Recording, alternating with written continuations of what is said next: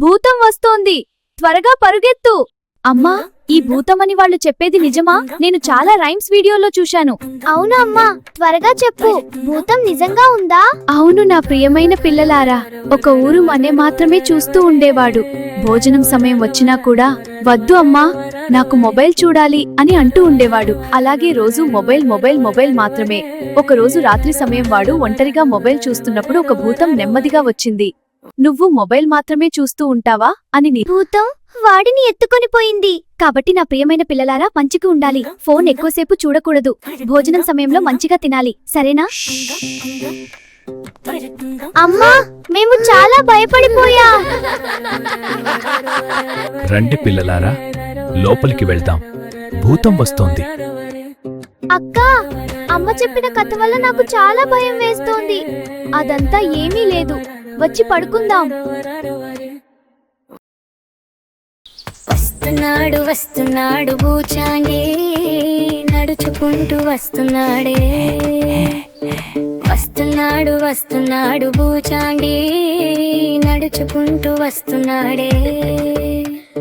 శబ్దం లేకుండా దక్కుని వస్తున్నాడే. శబ్దం లేకుండా దక్కుని వస్తున్నాడే.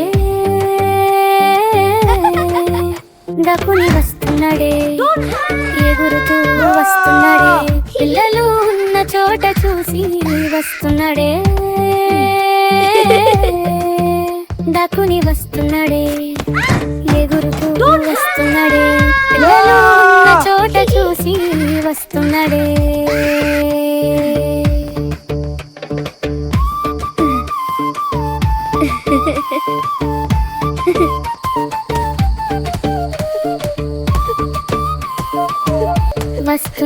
వస్తున్నాడు భూచాంగి, చీకట్లో వస్తున్నాడే.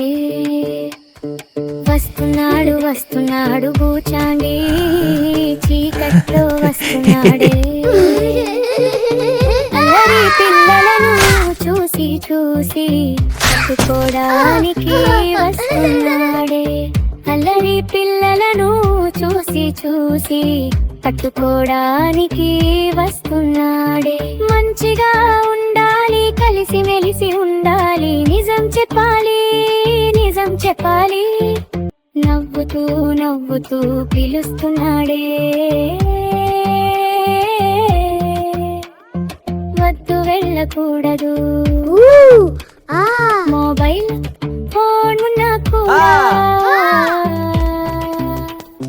పిలుస్తున్నాడే. మొబైల్ ఫోన్ ఉన్నా కూడా పిలుస్తున్నాడే. మీరు త్వరగా నిద్రపోతే భూచాంగి వెళ్ళిపోతాడే.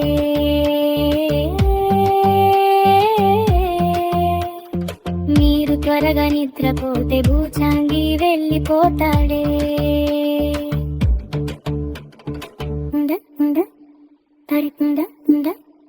ఇదంతా ఏమీ లేదు నా ప్రియమైన పిల్లలారా, ఇది కేవలం చిన్న పిల్లల్ని భయపెట్టడానికి చేసిన కథ మాత్రమే. కానీ మీరందరూ మంచిగా ఉండాలి, ఫోన్ ఎక్కువసేపు చూడకూడదు, మంచిగా తినాలి, మర్యాదగా మాట్లాడాలి, స్నేహితులతో మంచి ప్రవర్తన ఉండాలి. అప్పుడు ఏ భూతం కూడా రాదు.